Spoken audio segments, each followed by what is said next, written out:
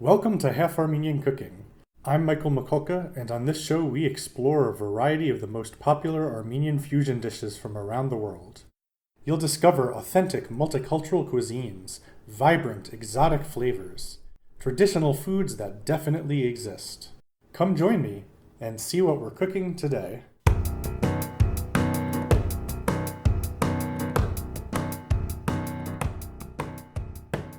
Baravzez. Inchpesek, Dele Aman. Today, I'm making spaghetti and kufta. This was one of my go-to dishes at the Italian-Armenian restaurants back in New Jersey where I grew up.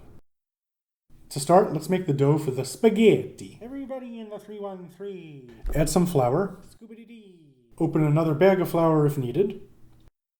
A sprinkling of salt. And a few pinches of saffron that didn't fully integrate into the dough until the next day, so maybe you should just add it to some water first and not be lazy like me.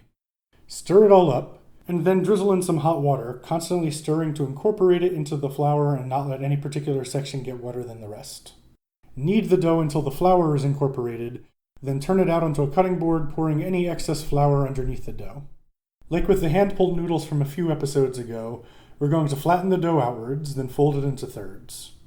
Turn it 90 degrees, then do the same thing. Flatten the dough outwards, then fold it into thirds and turn 90 degrees again.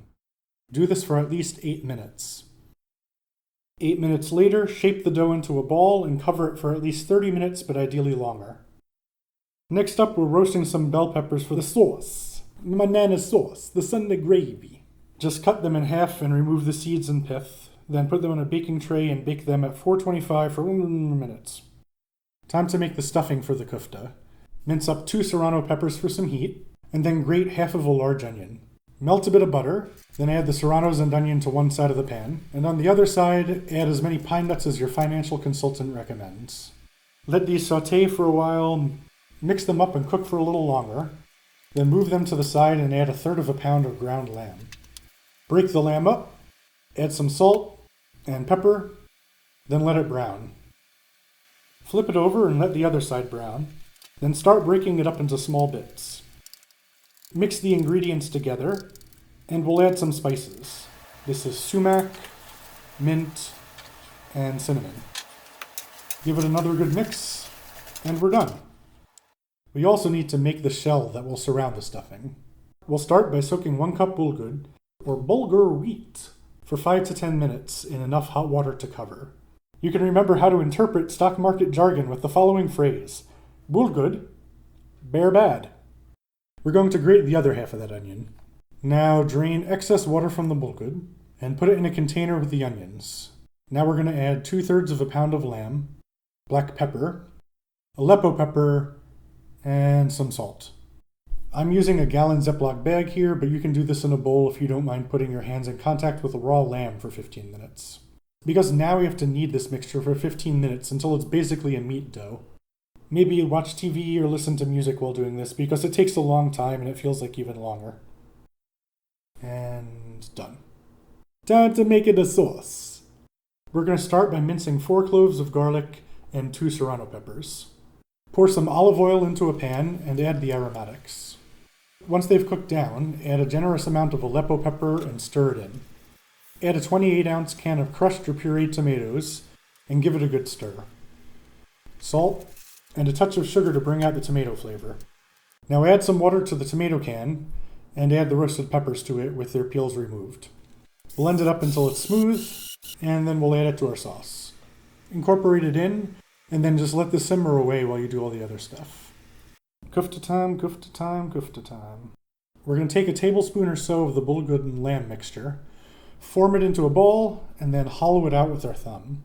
We want to make the outer layer as thin as possible while still holding together. Inside that hollow shell, we're going to add as much stuffing as we can fit, then we'll seal up the top so the stuffing is fully enclosed. Continue making kufta balls until you run out of stuffing. This recipe netted me 15 of them. Next, we're going to par-cook the kufta in a big pot of boiling water. Add them in one at a time, and relatively carefully since they haven't firmed up yet. We're going to cook them until they float, roughly 10 minutes. 10 minutes later, we can see that a few are starting to float to the top. Another minute or two later, the rest of them will be floating, and we can transfer them into the sauce. We'll flip them over from time to time so that they're absorbing the sauce evenly.